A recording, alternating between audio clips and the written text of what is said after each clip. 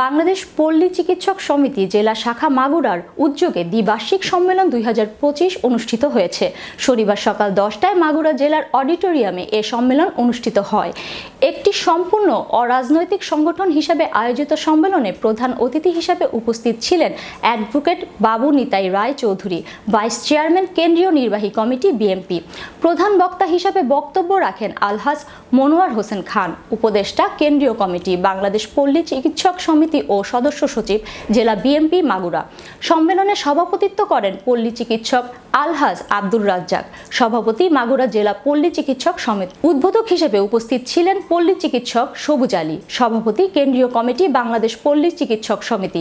বিশেষ অতিথি হিসেবে বক্তব্য রাখেন পল্লী চিকিৎসক আক্কাস আলী, সাধারণ সম্পাদক কেন্দ্রীয় কমিটি এবং পল্লী চিকিৎসক নূরে আলম দীপু, সহ সাধারণ সম্পাদক কেন্দ্রীয় কমিটি ও সাধারণ সম্পাদক খুলনা বিভাগ।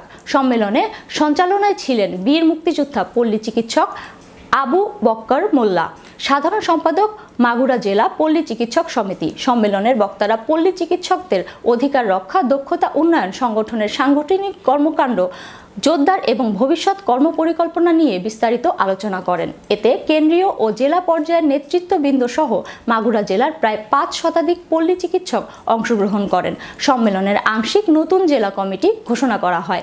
ঘোষিত কমিটির সদস্যরা হলেন প্রধান উপদেষ্টা ডক্টর আব্দুর রাজ্জাক, উপদেষ্টা বীর মুক্তিযোদ্ধা মোহাম্মদ মতিউর রহমান, সভাপতি ডক্টর বীর মুক্তিযোদ্ধা আবু বক্কর মোল্লা, সিনিয়র সহসভাপতি ডক্টর পিনাক কান্তি বিশ্বাস, সহসভাপতি বীর মুক্তিযোদ্ধা মোহাম্মদ তিলাম হোসেন, মোহাম্মদ বাদশা মিয়া, সাধারণ সম্পাদক গৌতম শেখর বিশ্বাস সহ সাধারণ সম্পাদক মোহাম্মদ ইমরান হোসেন, ওয়াহিদ মুরাদ, সাংগঠনিক সম্পাদক মোহাম্মদ সালাউদ্দিন মোল্লা, অর্থ সম্পাদক মোহাম্মদ আনিসুর রহমান। এছাড়াও জেলা কমিটিকে পূর্ণাঙ্গ কমিটি গঠন করে কেন্দ্রীয় কমিটিতে নাম পাঠানোর নির্দেশনা প্রদান করা হয়। তাদেরকে সদরে নেওয়ার জন্য পরামর্শ দেন। এগুলো কিন্তু আমার পল্লী চিকিৎসক বাইরে করে থাকে।